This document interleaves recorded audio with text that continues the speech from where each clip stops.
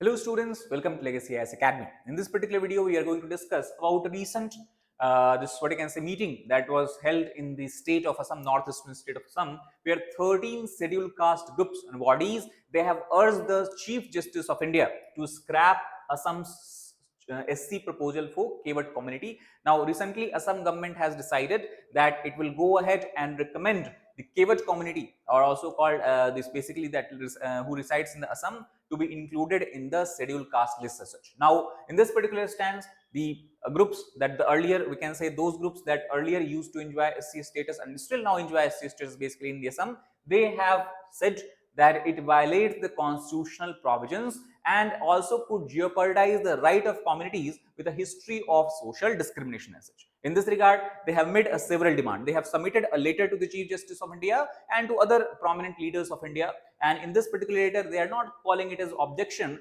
Rather, they have termed this letter as a people's petition.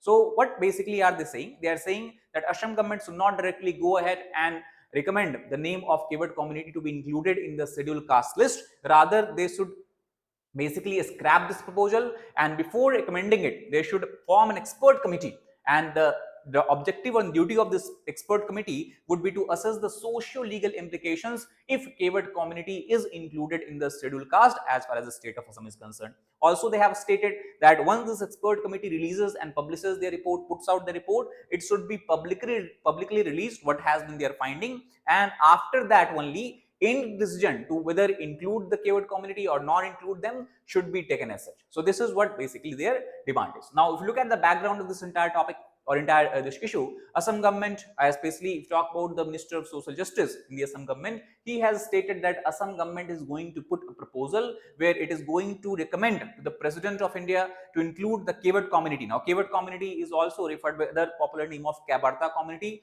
Largely, they belong to a fishing community, and they would be included in the scheduled caste list. So they have stated that this violates Article 341 of the Constitution that has certain criteria for any community to be included in a scheduled caste list. And as per these opposing bodies, these protesting bodies, they have stated that Keot community do not fit into the criteria listed out under the Article 341 of the Constitution.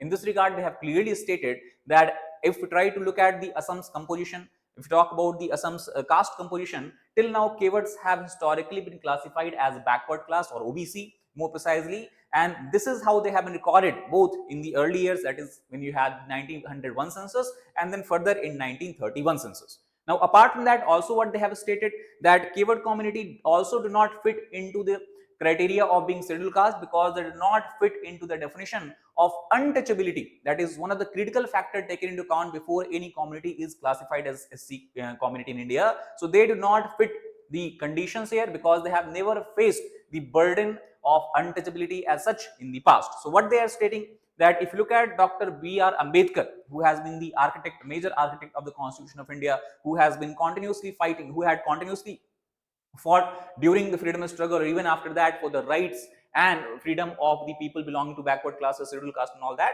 So he has emphasized deprivation either from entry into temple, deprivation on the in the context of not providing access, water access to the people of certain communities, and also discrimination, deprivation of education. These three criteria are major criteria, and if people are deprived from these three, that means they can be considered as a victim of untouchability. But the scheduled caste group of Assam are stating that if you look at the Keot community, they have never faced such kind of problems. They have never experienced such kind of problems either historically or even after independence, and that is why they do not meet the criteria that is required to be put under the list of scheduled caste as such.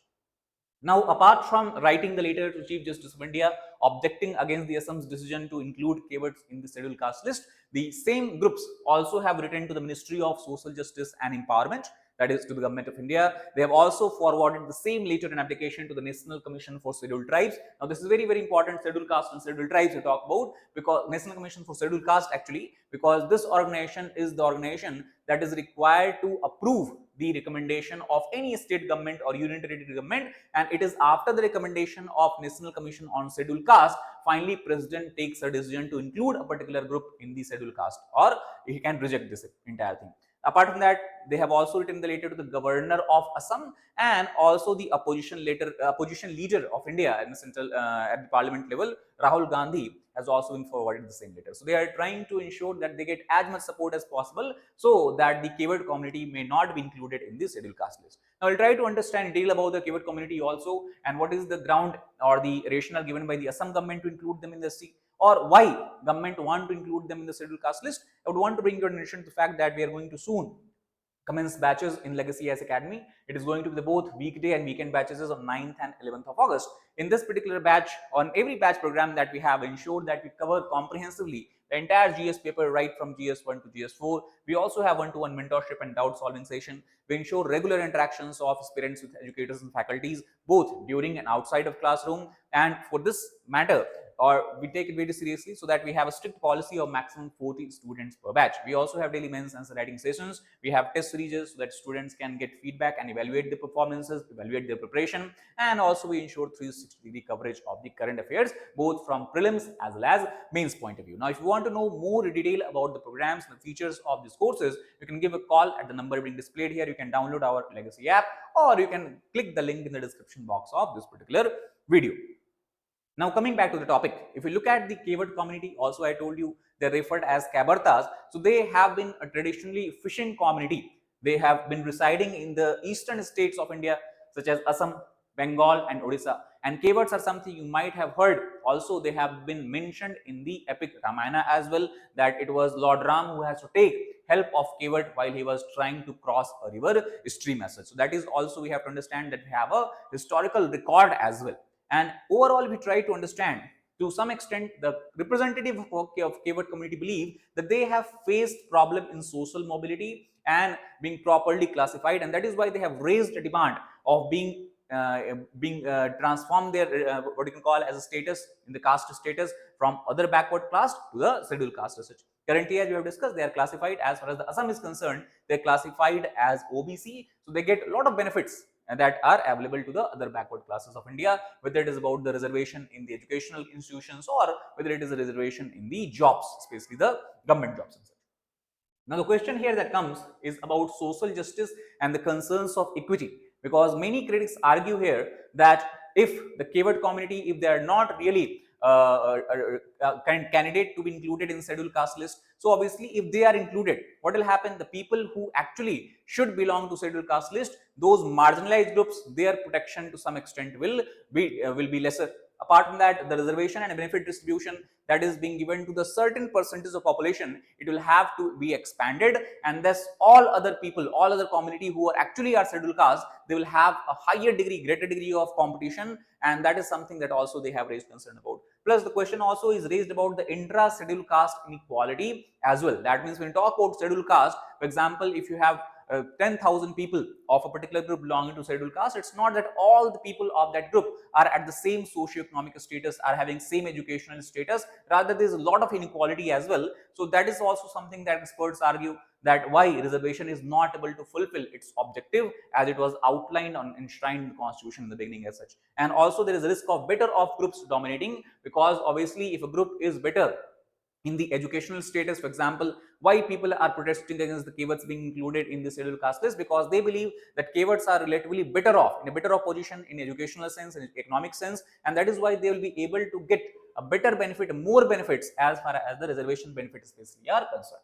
Now, also many times it is argued that in the many states of India, the reservation benefits or inclusion of a particular group in scheduled caste is not carried out because they actually deserve this. Rather, it is nothing but an extension of caste politics, and that is something we are seeing in the Assam as well. For example, government, if it want a particular group, if it want to appease even a particular group, you want the groups to give them vote in the next election, in that case vote bank politics, vote bank calculation come into picture, and they believe that if they include them in the scheduled caste list, obviously people will be happy with the government, people will be happy with the representatives, the ministers and all that, and by using this ethnic identity, by mobilizing the groups on the basis of ethnic identity and the benefits accorded to them on the basis of this, they can then use them for as a vote bank as such. So overall, it is the electoral consequences that determines ST status. This we have seen in many places before, and that is why also concern is being raised. Now suppose if Assam government goes ahead and finally Keots are included in the SC or scheduled caste list. So as the demand is there that first there should be a committee that should evaluate whether it is rational to give them SC status or not. And suppose that if still government goes ahead and give them SC status, what can be the problem? The problem is that it can set wrong precedent, because other groups who are similar to Keots or who are better off in the socio-economic educational status, they can also demand for the similar status to the government. Apart from that, there will be need for robust classification mechanism. Otherwise, we will not be able to understand that whether this group should be included in the SC caste or scheduled caste or not. Plus, it will also require a socio-economic survey and validity of the survey. There has to be a proper balance between social justice and merit, because if large number of people are included in the scheduled caste category or any other reservation based category, obviously what will happen? You'll have to some extent you'll have to compromise with the merit based system of examinations and merit based system of selections or appointment to the certain services as such. Plus, there is a need of reviewing entire reservation criteria as well. That has been demand made by several different groups also.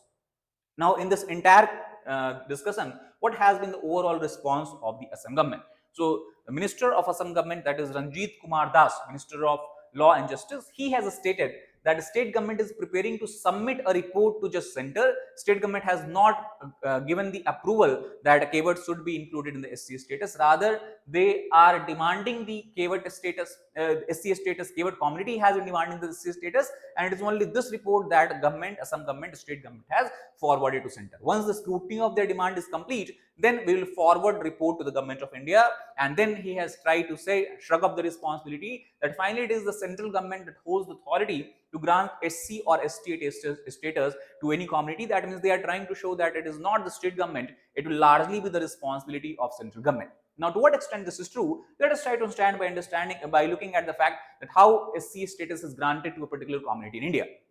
So, in the first stage, as I told you, either the state government or the union territory administration, they have to make a proposal for a particular group to be included in the scheduled caste list. So, the first step has to be done by the state government or union territory administration. Central government does not come into picture directly in the beginning itself.